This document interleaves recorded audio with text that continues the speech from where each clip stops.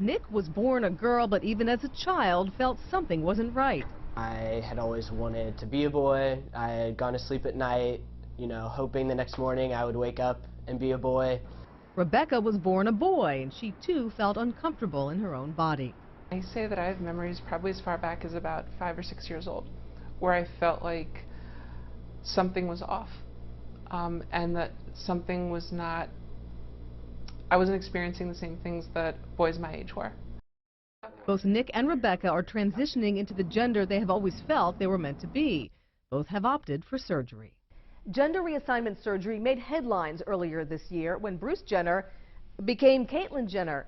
Well, we wanted to go beyond the headlines and find out exactly what happens to the body during surgery and talk about the psychological risks that haven't made news. It involves everything from the face to the torso to the genitals. I see broad shoulders. I see good pectoralis definition. Dr. Naveen Singh is the surgeon for both Nick and Rebecca.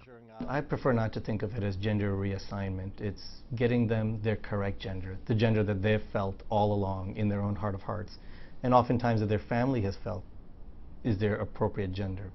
So it's gender confirmation. The physical transformation is done in a series of surgeries. The face comes first.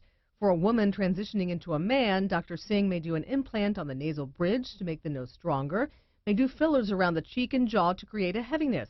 He uses liposuction to remove breast tissue and to reduce hips and define the arms. That completes what's called top surgery.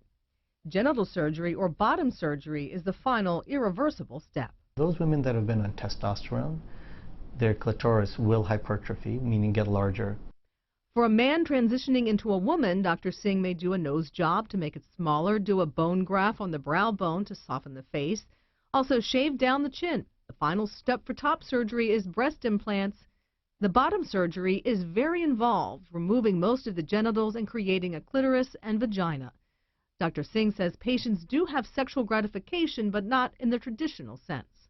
Certainly, although it's gone well for many folks, and we want to acknowledge that, there have been many cases where it hasn't gone well, people don't pass very well, they don't get the outcome they'd hoped for. Dr. Fred Berlin is a psychiatrist at Johns Hopkins Hospital. He cautions studies show the suicide rate is notably higher among those who have had gender reassignment surgery. 18 times more than the general population committed suicide. That all has to be known ahead of time before making a very big decision, such as removing normal anatomy with the expectation of happiness, when indeed in many cases that happiness isn't going to be there. Like many patients, both Nick and Rebecca have opted for top surgery only at this time. Both say they have been through the proper counseling and are ready for this major step in their lives. Mindy Becerra, WBAL TV 11 News. And there's a link on our website, WBALTV.com, to the study that Dr. Berlin spoke about. Be sure to click on Medical Alert.